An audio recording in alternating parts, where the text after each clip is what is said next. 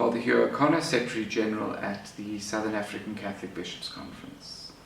Faith communities play an important role on the ground.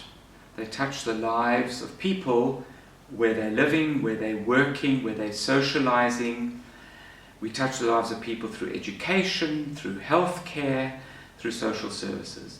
The voice of the Church, the voice of the faith communities in the G20 is vitally important.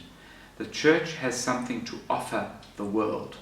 The Church has something to offer communities, not just the good news of Jesus Christ, but also we have the outreach in the name of Christ, reaching out to people, helping on many different levels, and trying to build also a better world.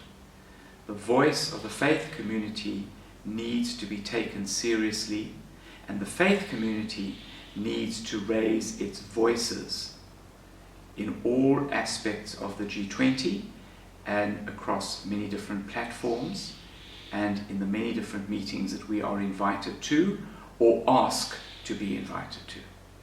Hi everyone, I'm Ninej Adams.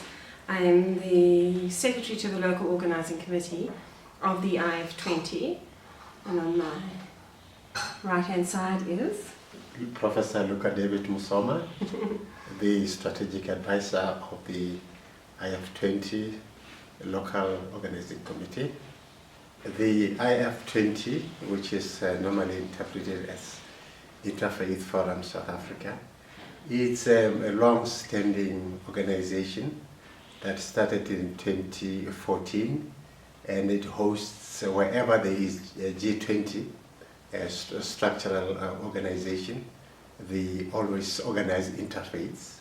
And the reason for that is to really create networks of networks, bringing together religious organizations of various kinds to reflect on issues from the perspective of their value systems and how to transform their own locality, continentally and globally.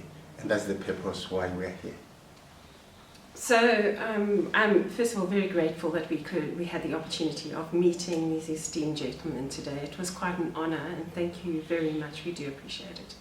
I'm quite humbled by the synergy as we've been speaking through the program, through the various activities that are going to be happening in the run-up to developing policy that will come, the outcomes of our event in August, which will be developing policy around freedom of belief, freedom of religion, as specific inputs into the G20 Leadership Forum that will take place in November at the end of the year.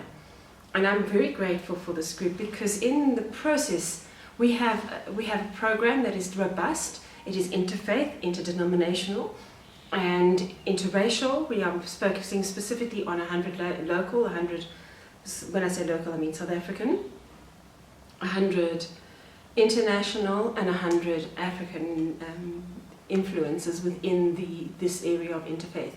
And it was quite remarkable in our meeting today to hear the various aspects that your Bishops' Conference could be involved in. And one of them specifically for me, which is the highlight, was the synergy and dovetailing around our service project event that will be taking place on the Tuesday afternoon.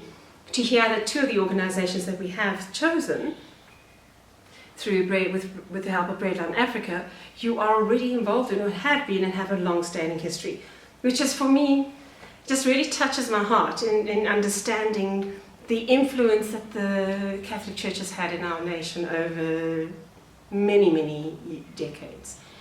There's also the issue around health, women, children, trafficking, poverty alleviation, debt alleviation. There are various aspects beyond the educational structure, the youth implication, the involvement of the Bishops' Conference within that, and how you've got important role players that we can see and deal with. And I think that in a nutshell will encapsulate how we will forge forwards in a working relationship to find ways that there can be direct program input, as well as what you very kindly agreed to is providing volunteers for the event. And the person behind the camera right now will be aiding us on the media platform. So we are very excited about that. Thank you very much.